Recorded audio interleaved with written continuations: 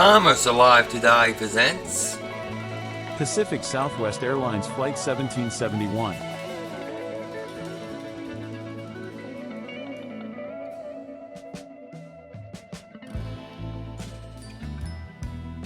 The aircraft involved was a British Aerospace 146-200A. The aircraft was powered by four Lycoming ALF 502R3 turbofan engines.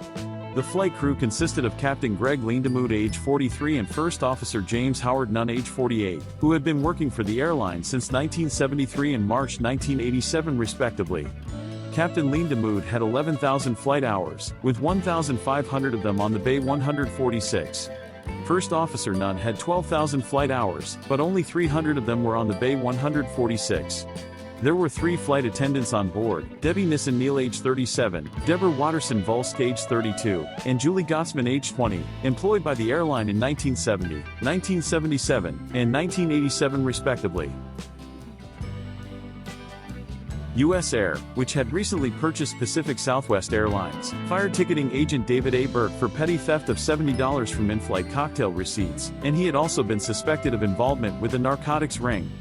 After meeting with his manager Ray Thompson in an unsuccessful attempt at reinstatement, Burke purchased a ticket for PSA Flight 1771, a daily route from Los Angeles International Airport to San Francisco International Airport. Thompson was a passenger on the flight, which he regularly took for his daily commute from his workplace at LAX to his home in the San Francisco Bay Area. Flight 1771 departed from LAX at 3:31 p.m. PST, scheduled to arrive in San Francisco at 4:43 p.m. David Augustus Burke, age 35, was born in Croydon, England to Jamaican parents. Burke later emigrated to the United States with his parents. He had previously worked for USAir in Rochester, New York, where he was a suspect in a drug smuggling ring that was bringing cocaine from Jamaica to Rochester via the airline.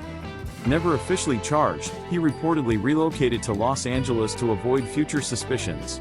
Some former girlfriends and neighbors, as well as law enforcement officials, described him as a violent man.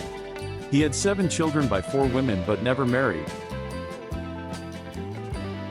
Using USAir employee credentials that he had not yet surrendered, Burke, armed with a Smith & Wesson Model 29.44 Magnum revolver that he had borrowed from a coworker, bypassed the passenger security checkpoint. He gained access to the plane using a locked crew door with its access code scratched above the lock. After boarding the plane, Burke wrote a message on an AirSignus bag, but whether he delivered the message to Thompson before shooting him is unknown. The note read, "Hi Ray. I think it's sort of ironical that we end up like this. I asked for some leniency for my family. Remember? Well, I got none and you'll get none." The exact sequence of events is unknown, although some details were determined based on information from the aircraft's cockpit voice recorder. Because of the poor quality of the recording, it was not possible to decipher everything spoken in the cockpit, nor was it possible to positively attribute words to specific individuals. First, the sound of the lavatory door opening was heard. It has been speculated that this was Burke loading the gun and giving Thompson time to read the note. As the aircraft, a 4-engine British Aerospace Bay 146-200, cruised at 22,000 feet over the central California coast, the cockpit voice recorder recorded either Captain Lindemood or First Officer Nunn asking air traffic control about reports of turbulence. During the controller's reply, the cockpit voice recorder picked up 2 high-level gunshot-like sounds. Burke had likely shot Thompson at this time. One of the pilots reported twice to the center controller that there had been gunshots fired aboard the aircraft. As the controller asked the pilots whether they wished to divert to Monterey, the sound of the cockpit door opening could be heard, followed by the sound of a female voice, believed to be that of flight attendant Debbie Neal. The only word that could be discerned from this voice on the recording was the word captain. This was followed 1 second later by a male voice saying something that was mostly unintelligible on the recording but ended with the word problem. The FBI's transcript notes that this may have been Burke's voice. Although sources have stated that the complete phrase was "I'm the problem," this does not appear in the official FBI report. Immediately following this exchange, 2 more gunshot sounds were heard, followed by another gunshot 6 seconds later. Burke shot Neal, Lindemood, and Nunn, incapacitating and possibly killing them. 15 seconds later, the cockpit voice recorder recorded the sound of the cockpit door opening or closing, as well as increasing windscreen noise as the airplane pitched down and accelerated, indicating either that Burke pushed the control column down and forced the plane into a dive or that the captain or first officer was slumped against it. 32 seconds after the sounds made by the cockpit door, a sixth and final gunshot was heard.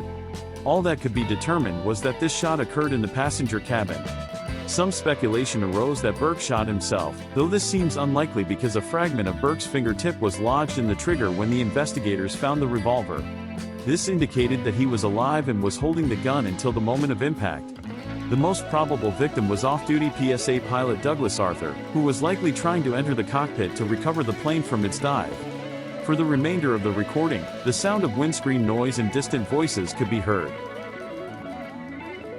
At 4:16 p.m., the plane crashed into a hillside on the Santa Rita Cattle Ranch in the Santa Lucia Mountains between Paso Robles and Cayucos. The plane was estimated to have crashed at a speed slightly faster than that of sound, around 770 miles per hour, disintegrating instantly. Based on the deformation of the titanium flight data recorder case, the aircraft experienced a deceleration of 5,000 grams when it hit the ground.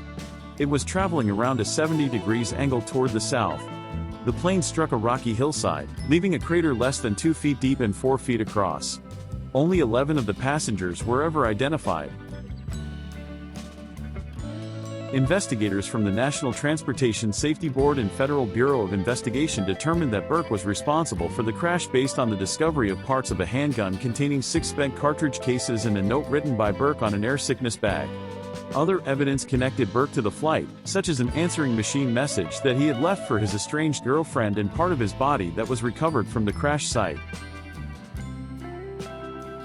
Several federal laws were passed after the crash, including a law that requires immediate seizure of all airline and airport employee credentials after an employee's termination, resignation or retirement from an airline or airport position. A policy was also implemented stipulating that all airline flight crew and airport employees are subject to the same security measures as are airline passengers. The crash killed the president of Chevron USA, James Silla, along with 3 of the company's public affairs executives. Also killed were 3 officials of Pacific Bell, prompting many large corporations to create policies to forbid travel by multiple executives on the same flight. In the Garden of Hope section of the Los Osos Valley Memorial Park, a granite and bronze marker honors the 42 victims of Flight 1771, and several of the passengers and crew are buried in the cemetery.